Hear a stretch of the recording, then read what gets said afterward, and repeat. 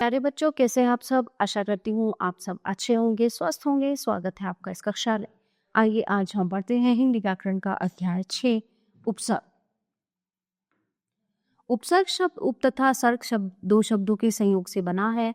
उप शब्द का अर्थ है पास तथा सर्ग का अर्थ है सृष्टि, अर्थात शब्द के पास रहकर उसके अर्थ में परिवर्तन करना। जैसे निर्धन निर्धन, उपदेश उपदेश। जो शब्दांश किसी शब्द से पूर्व यानी पहले जुड़कर नए शब्द का निर्माण करके उसके अर्थ में नवीनता लाते हैं वे उपसर्ग कहलाते हैं। उपसर्गों का वर्गीकरण। हिंदी में मुख्य रूप से 4 प्रकार के उपसर्गों का प्रयोग किया जाता है। तत्सम के उपसर्ग, तद्भव के उपसर्ग, आगत उपसर्ग और अंग्रेजी के उपसर्ग। तत्सम उपसर्ग। तत्सम उपसर्ग वे उपसर्ग हैं जो संस्कृत से हिंदी में आए हैं। दुस दुर कठिन बुरा, दुर्जन दुस्साहस दुष्कर्म, निस निर रहित नहीं, निष्काम निसंदेह निर्जन।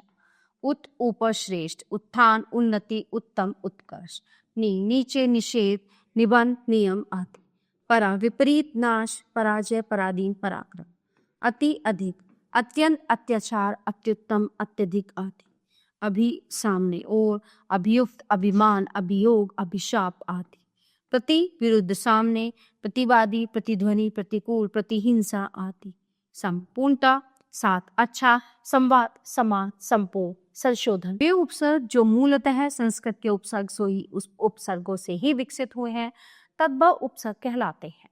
जैसे अ अन नि स सु अद, अभाव निषेध रहित अच्छा और आधा।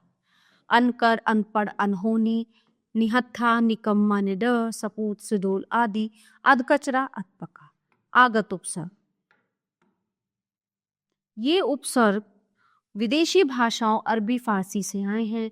सर मुख्य, हम आपस में, ब के साथ, से कम थोड़ा आदि।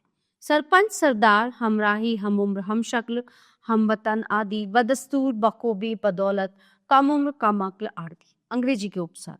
सब वाइस चीफ, अधीन उप और मुख्य। सब रजिस्ट्रार सब जज सब इंस्पेक्टर आदि। Vice president vice chancellor vice principal आदि। Chief inspector chief minister chief secretary आदि। तो ये थे हमारे उपसर्ग।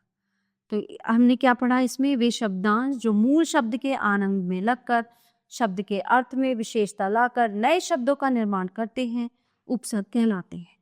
हिंदी में मुख्य रूप से 4 प्रकार के उपसर्गों का प्रयोग किया जाता है। तत्सम, तद्भव, आगत तथा अंग्रेजी। तो प्यारे बच्चों, ये था हमारा पाठ उपसर्ग जो यहीं पे समाप्त होता है। आशा करती हूँ आपको अच्छे से समझ आया होगा। मिलते हैं अगली कक्षा में। धन्यवाद।